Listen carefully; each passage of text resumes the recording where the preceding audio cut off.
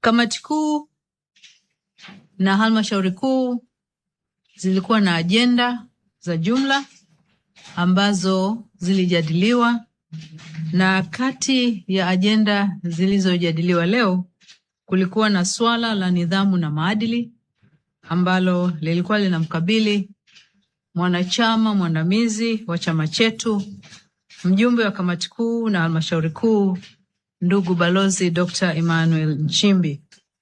Na katika swala hilo vikao vyote vilijadili kwa makini masuala yaliyohusu nidhamu na maadili, na baada ya kuzingatia taarifa zote zilizokuwepo, ilithibitika kwamba katiba ya Chama cha Mapinduzi pamoja na kanuni zake vilikiukwa.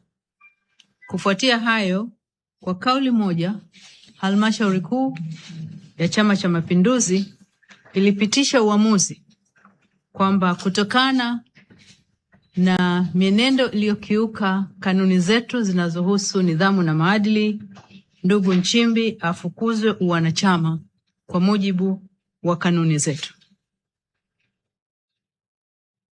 Kwa hiyo tunapenda kuwafahamisha wanachama wote wa Chama cha Mapinduzi na wananchi kwa ujumla kwamba Chama cha Mapinduzi kimefikia uamuzi huo. Kwa hivyo kuanzia hivi sasa ndugu Nchimbi amefukuzwa wanachama na sio mwanachama tena wa Chama cha Mapinduzi. Pokeeni taarifa hiyo.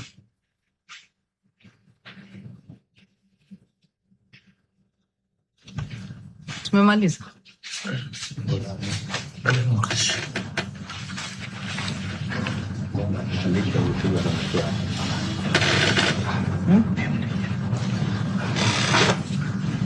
Hilo linahusu nidhamu na maadili.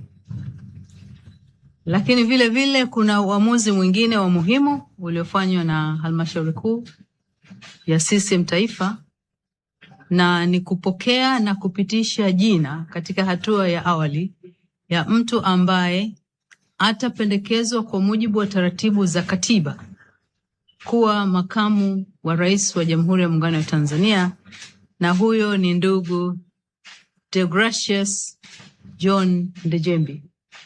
Halmashauri kuu kwa kauli moja imempitisha mwanachama wetu huyo kuchukua nafasi ya makamu wa rais, na hilo litafanyika baada ya taratibu za kikatiba kukamilika ambazo zinataka jina lake lifikishwe Bunge, na likipitishwa huko basi kwa mujibu wa katiba yetu taratibu za kumwapisha zitaanza ili akamate nafasi hiyo ya juu kabisa baada ya nafasi ya Mheshimiwa Rais katika taifa letu. Asanteni.